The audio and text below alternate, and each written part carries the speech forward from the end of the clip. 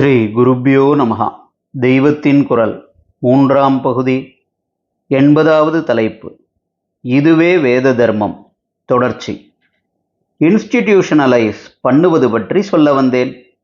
மேல் நாடுகளில் orphan home, அனாதை இல்லம் என்று தனியாக வைக்கிறார்கள் என்றால், நம் சாஸ்திரப்படி ஒவ்வொரு இல்லத்திலும் அனாதைக்கும் அதிதிக்கும் இடம் உண்டு. மேல்நாட்டுக்காரர்களின் வீட்டுக்குள் அனாதைகளோ அதிதிகளோ நுழையக்கூட முடியாமல் நாய் கட்டி இருக்கும். அவன் வாழ்க்கையோடு இரத்தத்தோடு அதிதி சத்காரமும் அனாதை பராமரிப்பும் ஒட்டாமல் அவை பாட்டுக்கு மெக்கானிக்கலாக ஸ்தாபன ரீதியில் நடக்கும். எல்லாரும் இப்படி என்று நான் சொல்லவில்லை.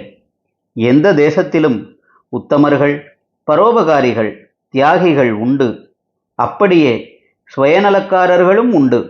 பொதுவாகச் சொன்னேன்.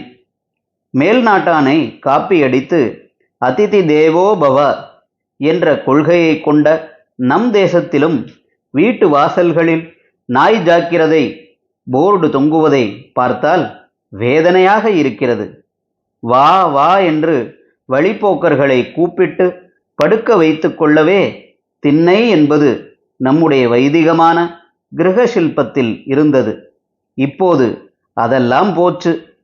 இப்படியே அன்றன்றும் வைஸ்வதேவ பலியில் தெருவில் போகிற எவனோ பஞ்சமன் சாப்பிடக்கூட ஒரு பங்கு அன்னம் போடப்பட்டு வந்த இந்த தேசத்தில் இம்மாதிரி அனுஷ்டானங்களை சூப்பர்ஸ்டிஷன் என்று தள்ளி வைத்து விட்டதும் மனசுக்கு கிளேசமாயிருக்கிறது.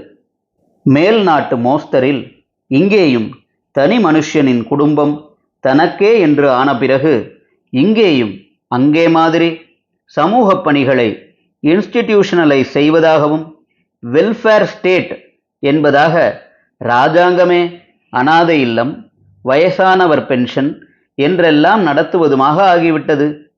இன்றைய செட்டப்பில் இதுவும் இல்லாவிட்டால் நிராதரவானவர்களின் பாடு ரொம்பவும் கஷ்டமாகத்தான் ஆகிவிடும்.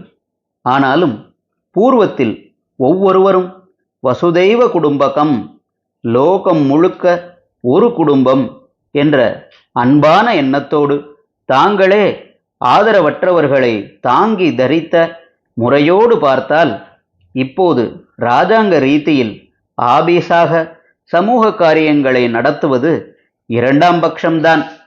சுருக்கமாக வேத தர்மம் என்பது நம்மிடத்தில் இருக்கும்படியான எல்லா சக்திகளும் ஈஸ்வர சக்தியில் துளி துளிதான். இந்த சக்திகளை ஈஸ்வரனுக்கே அர்ப்பணிக்க வேண்டும். நாவினாலே அவன் நாமாவை சொல்வது, மனசினாலே தியானம் பண்ணுவது, ஷரீரத்தாலே பூஜை பண்ணுவது என்று எல்லாம் ஈஸ்வர சம்பந்தமாக்க வேண்டும். பூஜை என்பதில் கர்மாவை செய்வதும் கடமையை செய்வதும் அடக்கம்தான். ஆச்சாரியாள் முடிவாக உபதேசித்த சோபான பஞ்சகத்தில் கர்மாவை பண்ணுவதுதான் ஈஸ்வர பூஜை என்று நிர்தாரணம் செய்திருக்கிறார். ஸ்வதர்மப்படி அவரவருக்கு ஏற்பட்ட கர்மாவோடு சர்வ ஜனங்களுக்கும் ஏற்பட்ட சாதாரண தர்மங்களை சேர்ந்த ஒரு முக்கியமான கர்மா இந்த பரோபகாரம் என்பது. அதனால் நாக்கால் நாமா சொல்கிறதோடு ஜனங்களுக்கு நல்லதாக மதுரமாக 4 வார்த்தை சொல்ல வேண்டும்.